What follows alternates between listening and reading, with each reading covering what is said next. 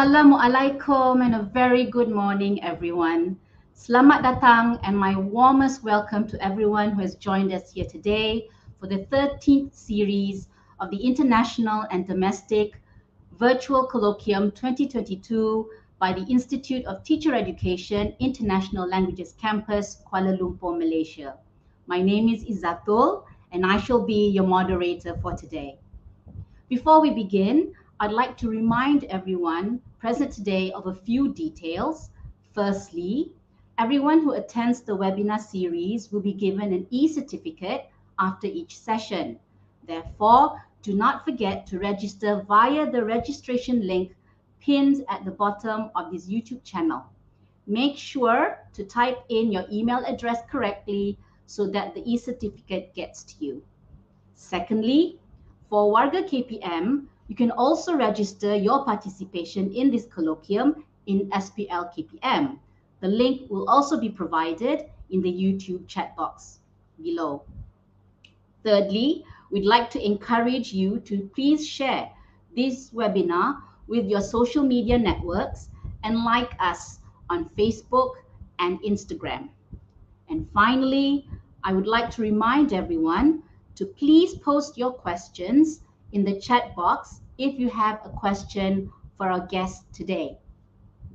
This 13th series brings us a very interesting topic indeed, and we are very fortunate to have with us today Azlina Kamal from UNICEF Malaysia.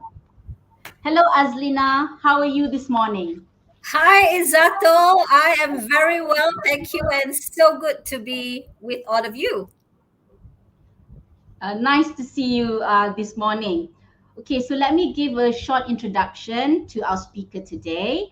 Azlina is the education specialist for UNICEF Malaysia, and she leads the education section and provides technical guidance for the strategic development, implementation, and evaluation of education programs within the country.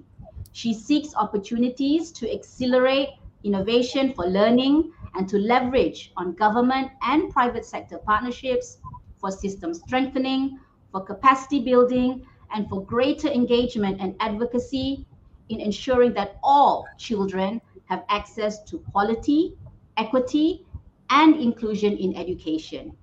And for those of you who don't know, Azlina also happens to be a very good friend of mine.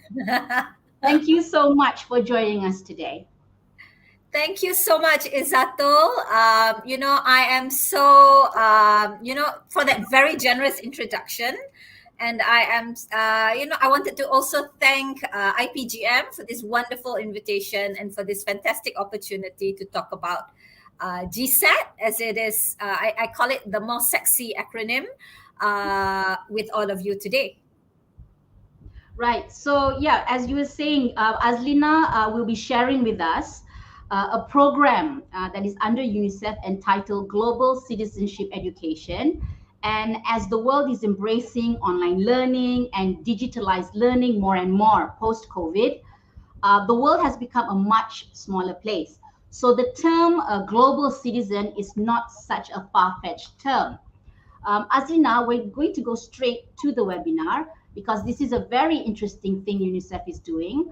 Could you share with us what global citizenship education is and how the children or the school children here in Malaysia have been involved?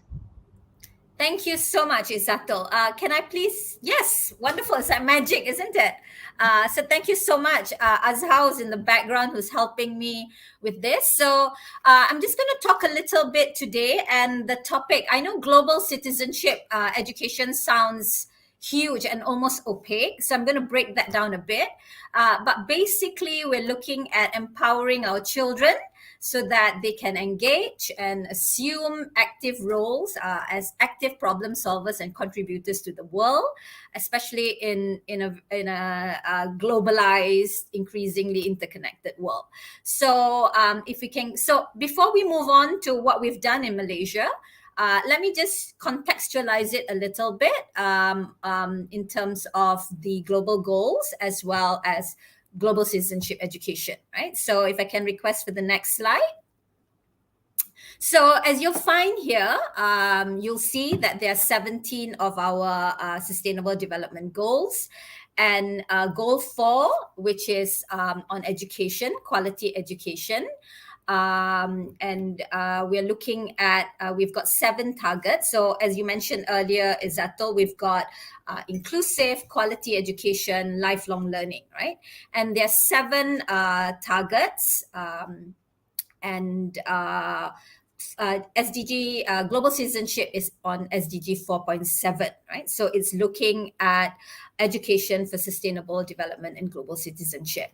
But let me demystify this a little bit, right? So it sounds like, okay, is it global? Is it citizenship? What does it have to do with our own curriculum? So basically, what it looks is that it looks at instilling in our learners values, attitudes, behaviors that support global citizenship, right? And this global citizenship term basically looks at creativity, innovation, commitment to peace, sustainable development, rights for all. So it's helping our young people to understand issues and how everything is interconnected. And we talk a lot in our education system about 21st century approaches to teaching and learning. And so this is part of that, right? So we're looking at global consciousness, we're looking at global competencies, 21st century learning, future skills development, and as you mentioned earlier, Izatul, in a context of an increasingly globalized and interconnected and dynamic world. So, of course, it would mean, certain adoption of pedagogical practices. In terms of what this means in the local context. So we want to encourage critical thinking, issue-based inquiries and analysis, cross-cultural experiences, managing differences, conflicts, looking at exploration of multiple values, beliefs, attitudes that underpin different viewpoints, especially on issues that matter to all of us, global issues. It provides experiential opportunities for authentic learning, looking at also engaging with our community, right? And to address various forms of challenges in society. I know that seems like a mouthful, but actually, and also familiar to our teachers. So Izato and I are good friends because, I started off my career as a teacher. I was also a teacher educator before moving on to UNICEF. So I understand, right? Teachers are constantly bombarded with different things and, having to make sense of what does this mean for me? Good that you're talking about global citizenship, but what does this mean for me in the classroom and also my learners, right? So, so I'm going to share a bit more after this on some of the work that we're doing and how this can be operationalized at the school level and made to fit the Malaysian context, right? So if we can, and I'll also highlight one other point. This is particularly important, because if we look at all this talk on transforming education as a result of the pandemic, learning losses, trying to regain that, looking at learning recovery. I think, looking at a more holistic approach, which is also part of the requirements of our national education philosophy, I think I'm going to show how GSET can bring all that together very nicely. So let's get on to what is it that we've done before. So GSET in the Malaysian curriculum, as I mentioned earlier, it is aligned and incorporated with our curriculum across subjects. So, as I said earlier, the education policy, which is the basis of all our policy development, also looks at producing holistic, balanced individuals, right? Who can contribute to the harmony and betterment of family, society, and also the nation. So we want our children to assume active roles, both locally and globally, and in terms of building a more peaceful, tolerant, inclusive, secure societies.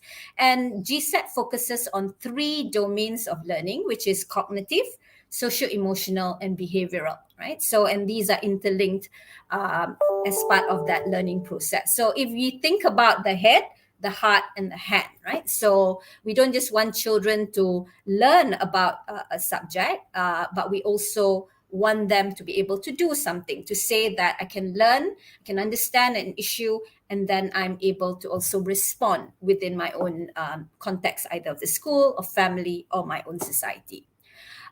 So we started in 2017, as far back as 2017, where we realigned the curriculum to the curriculum standards and also the DSKP. Again, I'm cognizant of the fact that teachers are always given things, so we didn't want it to be an add-on. We wanted it to be part of what the teacher was already doing. Tak naklah short sendiri, right? So we want to make sure that everything that we do is not adding on more work for the teacher, but it's also simplifying that process for the teacher. So what we did was we had 4 pilot schools. So this was under the leadership of our then Director General, Dato' Habibah, and also colleagues in Ministry EPRD, together with, Bahagian Pendidikan Guru and Curriculum Development Division. We had the subject matter experts to also guide us. And we started off at that point in 2019. This was pre-pandemic, in July 2019 to February 2020 with 4 schools. We wanted to look at different types of demographics of schools, and something that was quick, that we could learn from, right? So we wanted to look at teacher readiness. We wanted to look at teacher understanding. We also wanted to look at our learners' understanding of global issues, and also in terms of, where can we then look at aligning the entire process. So the 4 schools were Malay College, Science Sri Putri, Methodist Tanjung Malim, and also SMK Sri Pantai Kuala Lumpur, right? Sesari. And when we did, and I just wanted to share with you, when we, we did a pre and post test as well to ask our children what they understood by global issues. And we had responses like Facebook gossip at that point, right? Because children are online and connected globally via all social media, etc. So one of our students thought that, all this Facebook gossip about which movie stars going out with whom, who, things like that, was global issue because it's on Facebook.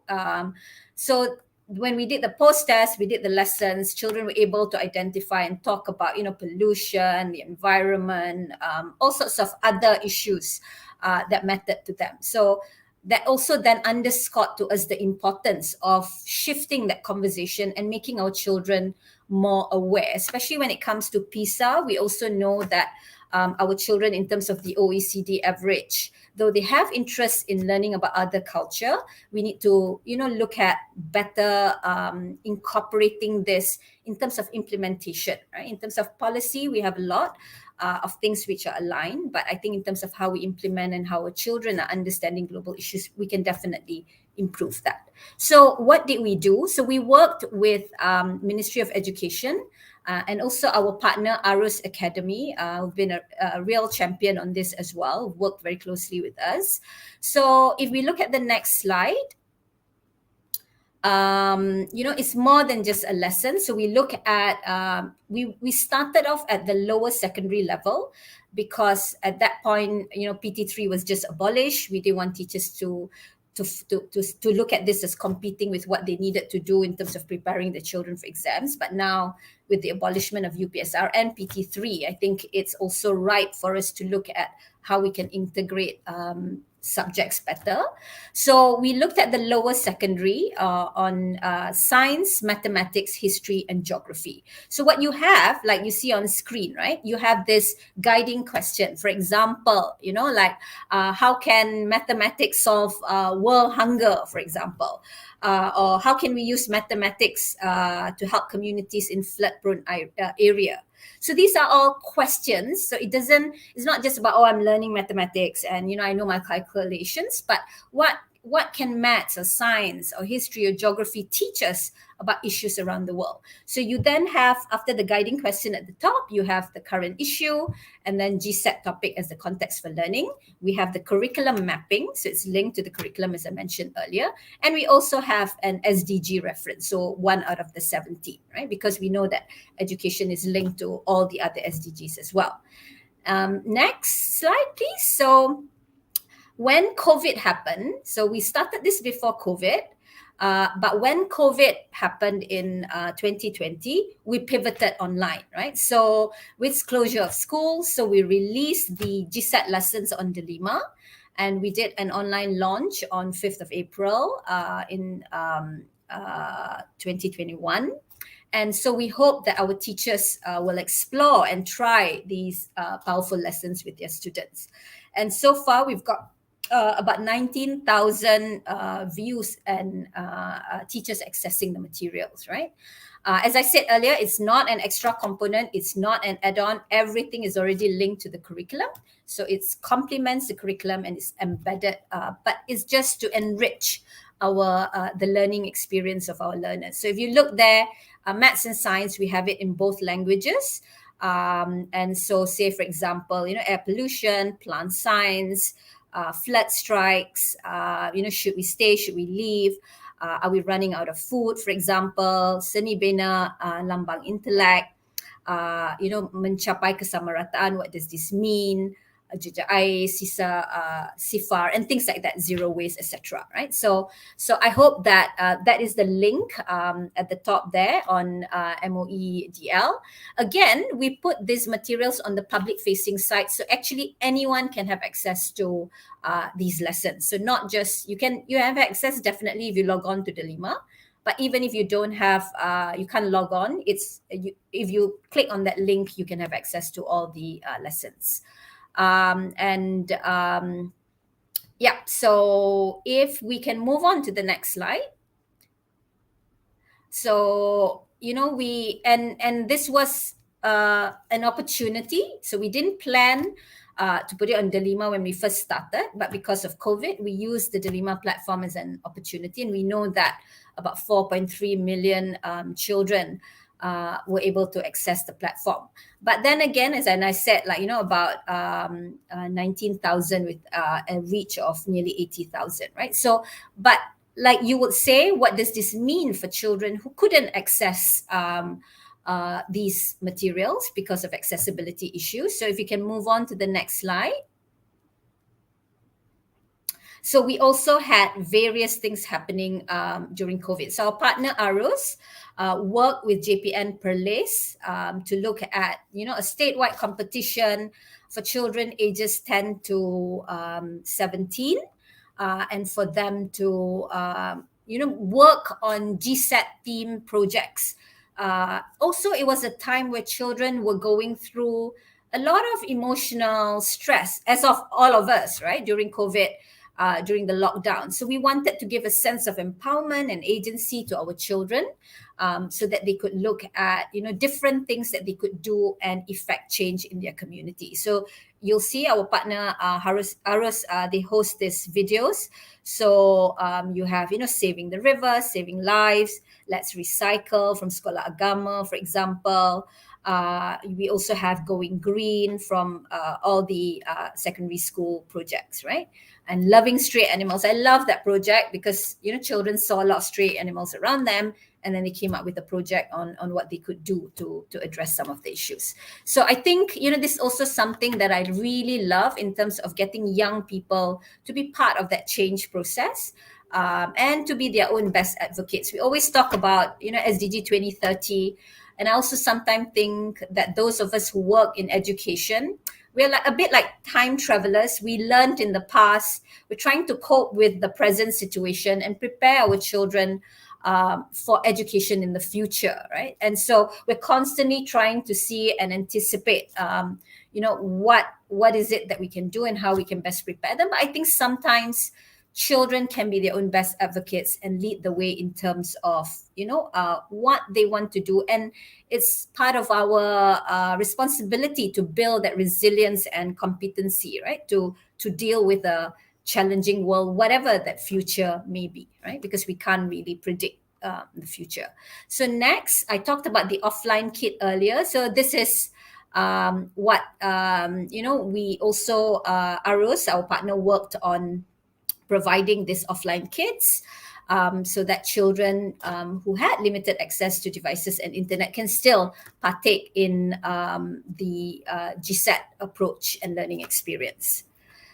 And if we move to the next slide, these are some of the things that we had during the pandemic. So the pandemic was a time of great challenge, but also gave us a lot of opportunities to pivot and to look at what is it that we can do and how we can accelerate all the things we wanted to do, right? So it gave us that fantastic opportunity as well. And you will see it says VOCG, which is Voices of COVID Generation. So during COVID, what we did was also work with ministry and ROs to produce COVID themed lessons. So say, for example, we wanted children to learn and understand what was happening. So COVID was a fantastic teaching opportunity or learning opportunity for our children to process all that experience that they were going through. So say, for example, the statistics that we were having every day, daily. So we use that as an opportunity for it to be a maths lesson to understand data, statistics, which is also part of our curriculum, and see how children can understand COVID through a maths lens. We also looked at, like, say, for example, geography, how diseases travel and move. We looked at history in terms of the historical perspective of diseases, and in terms of science with cells and things like that. So we then came up with this COVID theme GSET lessons, math, science, history, geography, again linked to the curriculum and the DSKP, and using the UNICEF adolescent kit for innovation and expression. We then got children to express creatively how they were feeling about COVID. So they were not just understanding, as I said, head, but heart, expressing how they felt, and then also doing something about it, hand, right? So if you can show the next slide, these are some of the samples of the work that our children had worked on. So we have, for example, Jingru, who produced this news report on fake news around COVID. Jericho from Sabah. We can share the links later with you, so that you can have a look at the fantastic work that our children produce. We have Jericho from Sabah, who made a song. I promise you, if you listen to this song, it's extremely addictive. And talking about, hari-hari duduk rumah, tiada apa mau buat. So it's really lovely, and he talks about his COVID experience. And we also have this VOCG virtual tour on Google Earth. And I like that because I think in the absence of, being able to travel or move around, children were able to move using Google Earth. And this is also one way in which we can use technology for inclusion and also to promote learning. So I think that's been quite a bit. So I'll stop there, and then, Izato, you can ask me some questions, and I'll be more than happy to answer the questions. Okay, right. Thanks, Azlina, for the input just now. It looks, very interesting, and it's good to see that, that MOE Malaysia has now another partner in ensuring that our children's, education is further enriched, because, as the saying goes, it takes a village to raise a child. So it's probably a good thing that the teachers are now aware that UNICEF is also at hand and have provided online as well as offline material that can be accessed by teachers anywhere, to include in their lessons, which also is a good thing, that it's not something new, or it's not something totally off from what they are doing in class, and that this module can easily be incorporated into the scheme of work, and the topics that the teachers have to do with the students. Okay, yeah. So I'd like to begin by asking this question. Azlina. Why is GSET important, and how can it be beneficial for the teachers and the students? Okay, thank you. Izzatul, right? I think we always talk about the power of three. So let me think about how to summarize this in terms of three reasons, right? So as I mentioned earlier, it's a tool for forging peace, right? So we say that young people, and I mentioned this earlier, they are their own best advocates.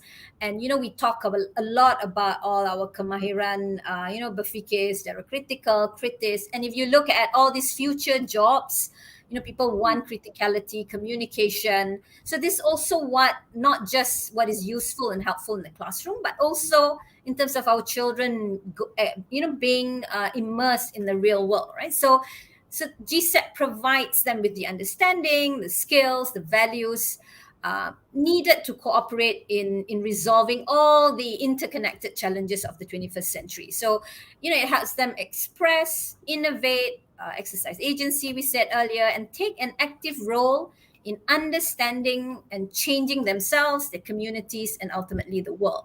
So it's a very powerful position to put our learners in, right? So we talk a lot about this in education. We want a learner-centered curriculum, approach, pedagogy. And so this is one way in which we can set up that learning experience. And it's based on what is happening, and it brings issues of real concern to children that they're already encountering in their daily lives now with being connected globally as part of that conversation in the classroom, and then giving them the opportunity to say, okay, what am I going to do about this? Which links to my second point, which is that we want to raise globally knowledgeable learners, right? Because we know global citizens have a broader understanding of global issues, events, and we want to help our children to have well-rounded opinions based on a wide breadth of knowledge. But we also want it rooted in our own values, cultural knowledge, and especially, I'll talk later about a bit about this for our indigenous children, for example, right? To strengthen their indigenous culture, knowledge, heritage, but then to have that global outlook. And we want this for all children, right? To have that local understanding, but what does this mean in terms of me operating in this world, especially now that the world is, we talk about a borderless world and things like that. And the last point, I think GSET helps children, individuals. GSET is not just actually for children, it's also for adults because it's part of the SDGs. But in this context, we're looking at lessons in the classroom. We want to, develop empathetic individuals. So we want to cultivate empathy, understanding, and respect for other cultures and perspective. And I think for a multicultural country like Malaysia, this becomes even more significant and essential. Yeah. Yeah, I totally agree. I think it's very important, especially nowadays, that we get our children to be a bit more open, open their eyes more to not only what is happening in Malaysia, and more so with the post, with COVID and everything, where I feel that the students' views have become a bit more narrow because they're focusing on their phones and tablets. So to get them to open up and open their views a bit more to see what is happening around them, and not just what's happening on their phone or on tablet, but also what's happening around them, and also go make their views broader, see what's happening around the world, so that, yeah, like what you said, one of the most pressing issues in the world that's happening is not who is dating who, and who married who and divorced who, right? Yeah. Yeah. Okay. Yeah. This also brings me to my second question. After carrying out this module with the schools that participated for this trial run, what would you say are some of the key takeaways from the work on GSET? Okay, so there were a few things that we learned as a result of the pandemic, right? So one is that it was a very rewarding experience with us because we worked with the ministry and to co-create the modules with students, with teachers, with subject matter experts at the ministry. And so what we wanted to do also was to say, how can we gauge the effectiveness of the module through a pilot, right? So we consulted teachers in terms of their readiness and understanding of GSET. So we used a lot of this pre and post tests to assess, and it involved about 431 students at that time.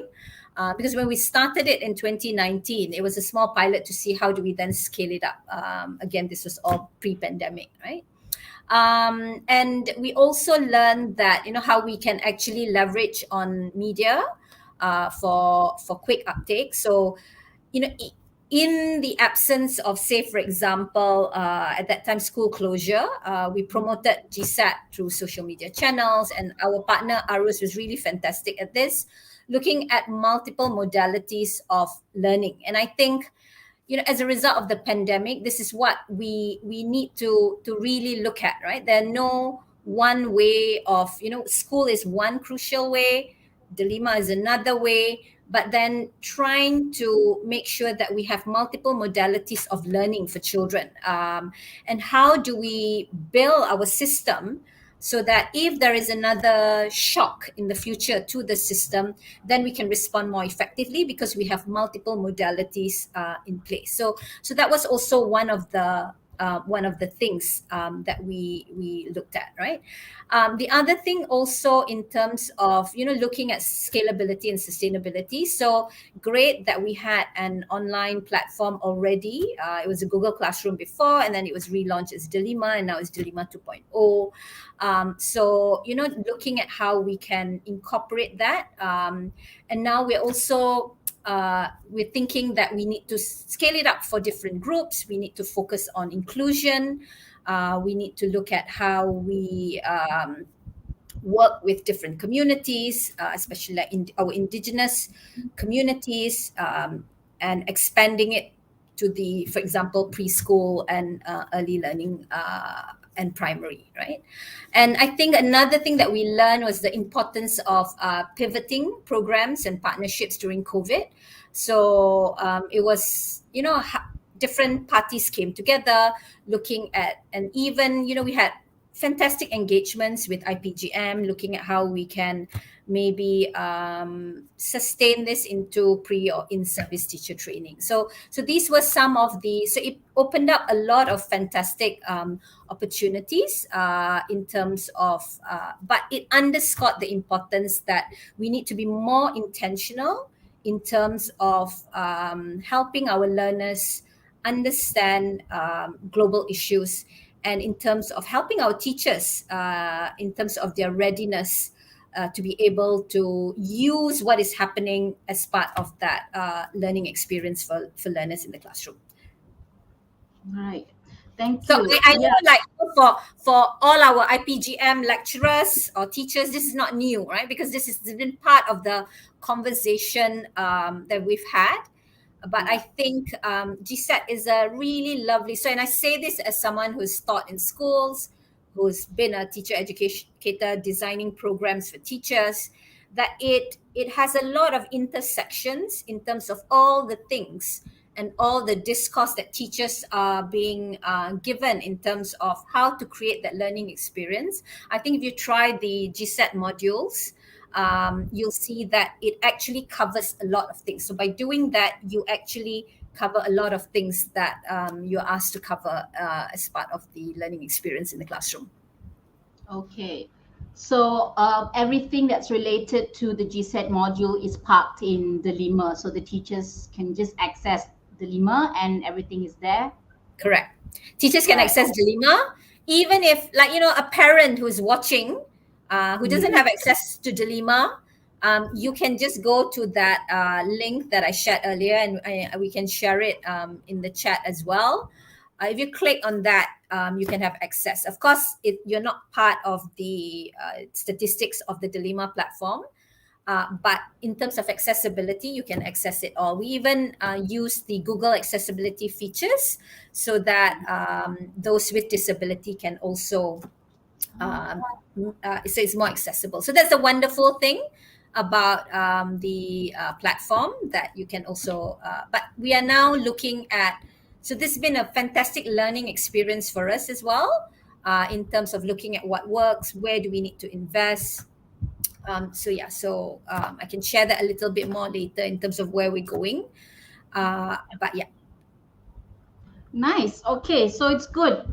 I think teachers will be very happy to hear that there's material available for them, and it's very accessible because all teachers in Malaysia have access to the Lima, and should actually access if you're looking for something new or something to add on to your lesson, give an added value to your lesson with your students, to open, as I said, open our children's eyes a bit more to the world and not just what's happening within the four corners of their tablet or phone screens.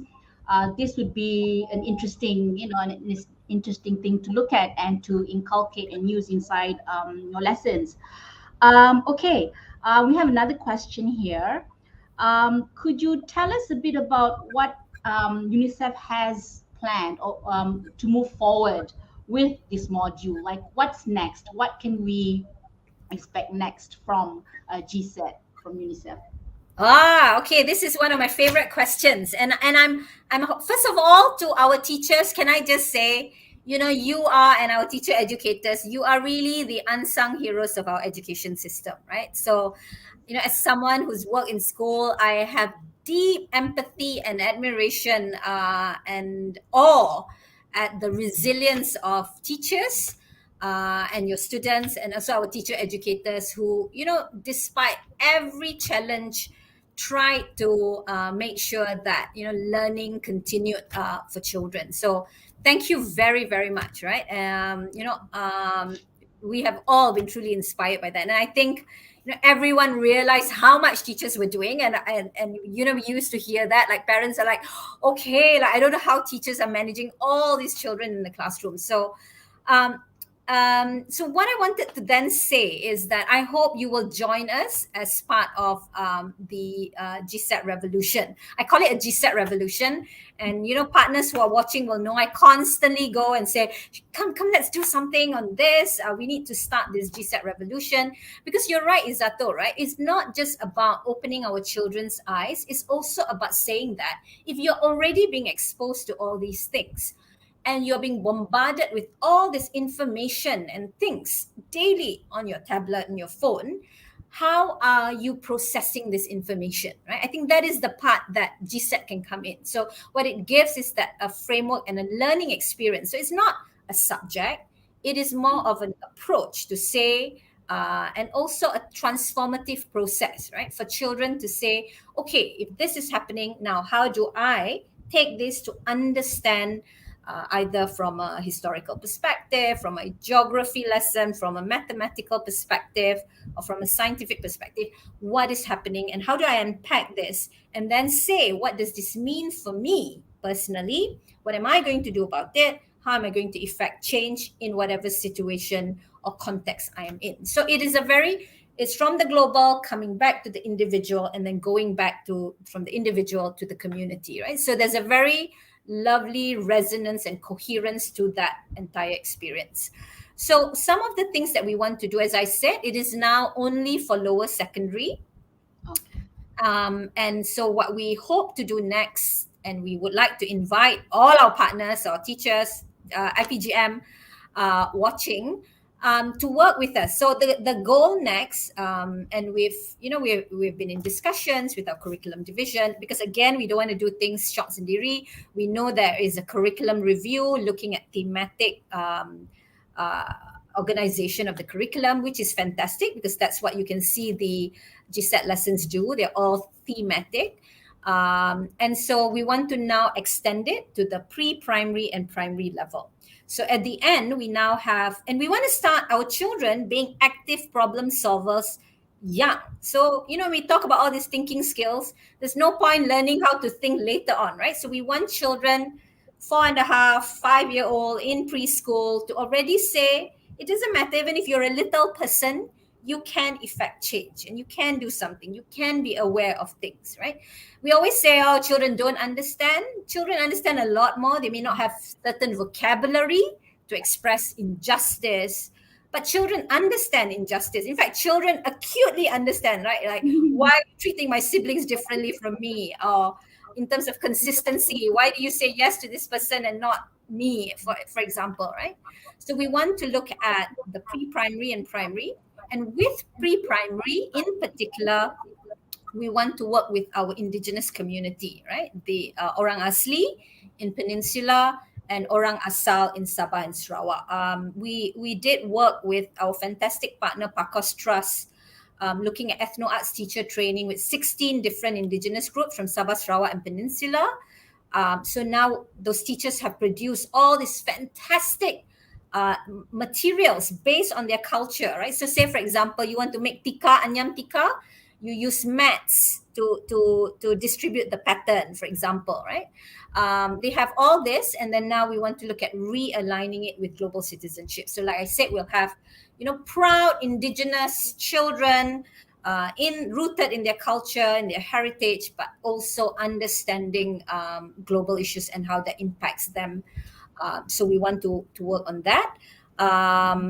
Primary, yes, we're going to look at that as well.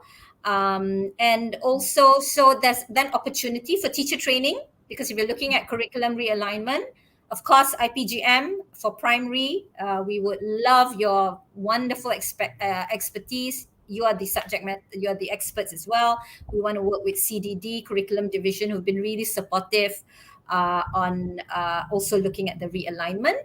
And also universities, because universities do the training for secondary. So we want to see if we can look at creating modules, GSET modules, electives in the university, and then bring all our, pre-service, primary, secondary together, and also then with the in-service bahagian pendidikan guru. So there is a coherence on that as well. So that's one where we want to expand it. The other, we also want to look at, we have this module called Future Skills for All. Again, it's part of the curriculum, the ASA Science Computer, looking at robotics, coding. But then again, the question, right? So what? If you're learning how to code and use microbits, we now embed it within a GSET framework. So the children are learning about coding. The children are learning about everything as part of the curriculum. But we want them to say, how can I use coding to solve an issue, a real world issue? So can I use the thing that I learned about my microbit to do something, to create a positive? So we've got 4 wonderful girls, 10 to 11-year-olds, who are now hosting the future skills. And they go around speaking to like the farmer, asking him, what are some of the challenges you have? They go back, they try to experiment using microbit in terms of trying to solve problems. So that's another thing. So we have GSET realignment in the curriculum, looking at now different levels and working with different partners, looking at teacher training. We want to do that. We haven't yet. And then now we also want to look at a GSET framework for especially subjects like technology. So these are the things we are looking forward to, and we hope that, those of you who are watching, please let us know. And ultimately, when teachers are already doing all these lessons online, we hope to have a GSET repository on Delima. So if you're a teacher, you can just pick anyone's lesson, someone who's done a lesson on GSET, and you can put it online. You can actually then download, because it's part of the Google document format. You can, make it more applicable to your own classroom, change it a bit, adjust it, and then it's easier for all our teachers as well. So you don't have to keep on recreating, right? So the teachers have that access or the ability to also upload their own lessons, Correct. contribute to the activity bank, so to say. Correct. So they can share across, across states, across schools, whatever. Yes, exactly. And then you have like this PLC, professional learning community online, right? Where everybody is sharing expertise, because our teachers are the real experts. Teachers can look at a lesson and say, no, this is not going to work in the classroom, right? So we want our teachers as experts working with children to also say, how can we do it better, and to also lead that GSET revolution with us. And also, just like to ask, since the current module that's up on Delima now is targeted for lower secondary, right? Are the materials or the activities in the module easily adaptable? Let's say if a primary school teacher would like to use some of the materials there, would it be easy for the teacher to adapt to suit the student of that level, or maybe upper secondary school teachers, or even university lecturers, let's say, or IPG lecturers? We would also like to kind of like incorporate that into our lessons with our pre-service teachers. Is that easy to do as well? I think for now, I would say if you are looking at the lower secondary level, is Mhm. really easy because it is explicitly linked to the DSKP and the curriculum standard for lower secondary. I think for upper primary, it might be a bit difficult, but if you have really advanced learners, Mhm. why not have a Yeah, why look, not? because you can see what is the curriculum standard, so you can say that, oh, this is really what I'm looking at essentially for my students. And if you want to do that, you want to do that as an extracurricular part of clubs, if you have, because we have topics on climate as well, so you can look at it. So have a look, but I would say the easiest and for sure lower secondary, because it was designed and purposefully linked to the DSKP and the curriculum for lower secondary. So yeah, teacher educators, IPG lecturers who are looking at training pre-service teachers at looking at lower secondary level, definitely no problem, right? In fact, I would love it if your pre-service teachers created lessons as part of your projects, and then upload it, send it, and then upload it onto the Delima platform. Let us know. We can help start that GSAT repository already. So yeah, I think that'd be really fantastic as well, That and would getting be our that would be really good. Yeah. really lovely, right? Yeah, because when we were in our teacher trainee days, Yes. or when we were training teachers, it's constantly okay. Let's come up with a lesson project and things like that. So that would be really fantastic. But definitely, we are looking forward to the primary and pre-primary. Okay. All right. So I think I have one more question for you. Okay, let's say if at IPG level, since you kind of like lit up a light bulb for me. That okay, probably that has a ding kind of a moment. Let's say if if I would like to get my students in a sense involved, okay, let's think of activities for your, let's say if you're a teacher, let's think of it because we do want them to start thinking about, okay, you're a pre-service teacher now, but kind of get into the groove and the routine of think about once you do go to school and what kind of pupils will you be facing, because we know what the pupils of today, what they are doing now, and what the teachers need to prepare them for, and what the teachers challenges now are. But you be leaving your campuses, what, 3 4 5 years in the future. We don't know what kind of pupils will be having then, so it's good for them to get into that kind of mindset of preparing themselves to meet their students in the future, because they're not going to be meeting the students that the teachers are having now. So you were talking about the future skills module, and so that would be very adaptable and easily it can easily be incorporated into also, like how we are preparing our trainee teachers now for when they go off to school. And we highly encourage our own students to take the lead and plan and organize and do things on their own, so that when they do go to school, they are very knowledgeable and dynamic teachers who are able to do anything that's given to them.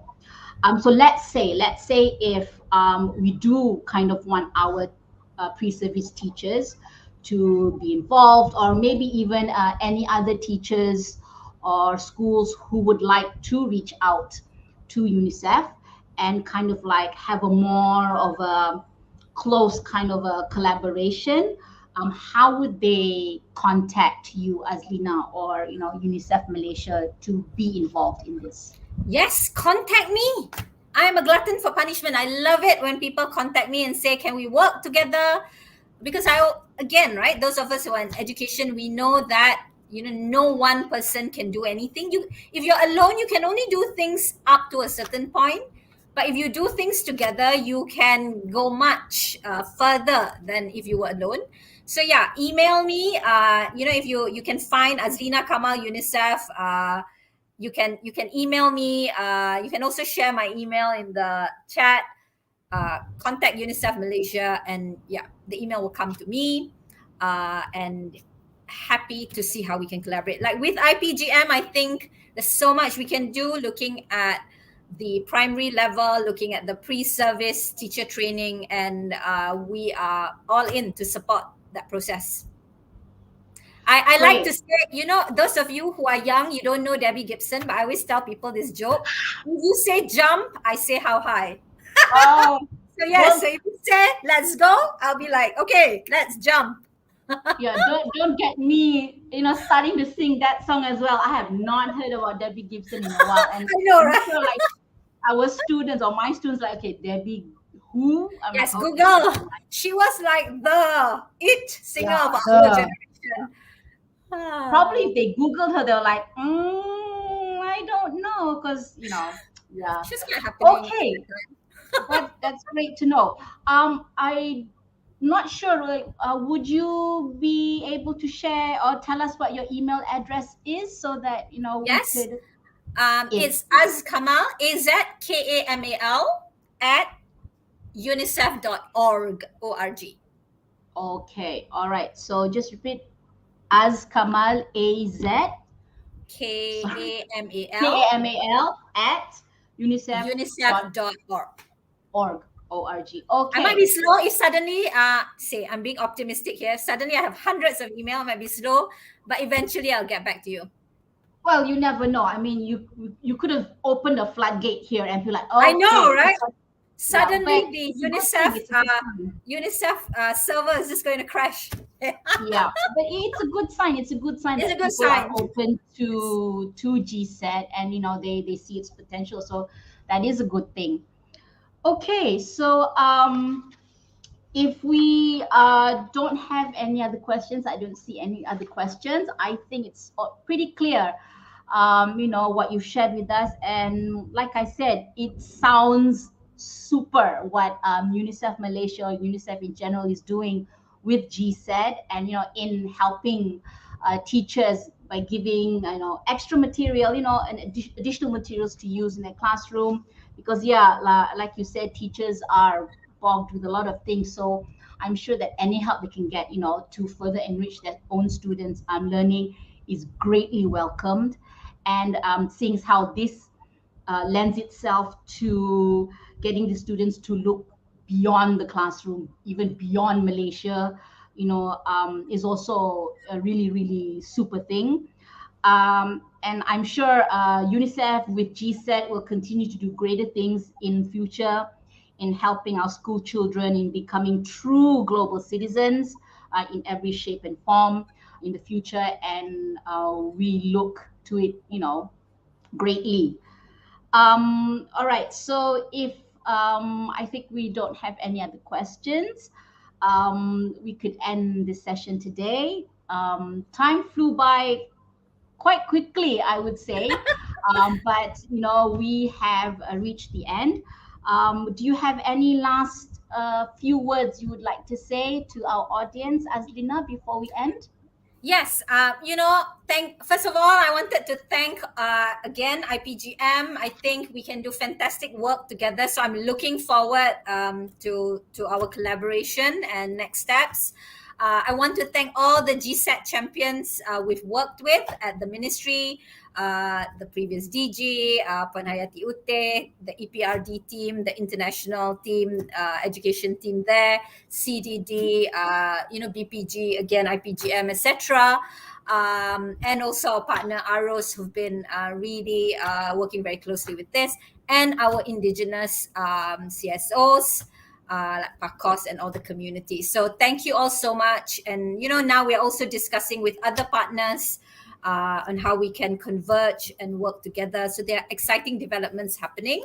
And so I really hope that we can do something together. And again, thank you to all the wonderful teachers and teacher educators who continue to persevere in the face of all sorts of acute challenges and workload. But I wanted to leave you with this quote that I really love. Whenever I'm feeling a bit, I think of this quote and I think like, okay, it's by this guy Charles Eames, and he says, "Choose your corner, pick away at it carefully, intensely, and to the best of your ability. And that way, you might change the world because you change, right?" So I'll leave you with that. And I hope that we have more opportunities to engage. Great, nice, thank you. So, ladies and gentlemen, this concludes our session for today. And I hope everyone remembered to register via the link attached below for your e-certificates. And again, our deepest thanks to you, Azlina, for putting aside some of your time to be with us here today. Greatly, greatly appreciate it. Also, a big thank you to UNICEF Malaysia, the Educational Technology Division, Ministry of Education Malaysia, the EduWeb TV team, our own ICT team here at Institute of Teacher Education, International Languages Campus, Kuala Lumpur, as well as the Secretariat for making this program possible and for also giving me this opportunity, not only to moderate this webinar, but also to reconnect with my friend who have not met for quite a while, right? So Yes. I was really looking forward to this webinar for my own personal reasons as well. So thank you, Sabina, for And joining us Aizafal, today. sorry to interrupt, but thank you for your fantastic moderation. Ah, thank you. I was nervous, as I said. You know, you yourself are you are an accomplished moderator, so I was a bit nervous, but all went well. You also were very kind to me, so thank you very much. No. All right, ladies and gentlemen, do join us for the next series, which will be on the 27th of September at 10 a.m. Malaysian time. Have a great weekend ahead, TGIF. Stay safe, stay healthy. Thank you, everyone, and goodbye from Malaysia. Terima kasih semua. Bye. Bye.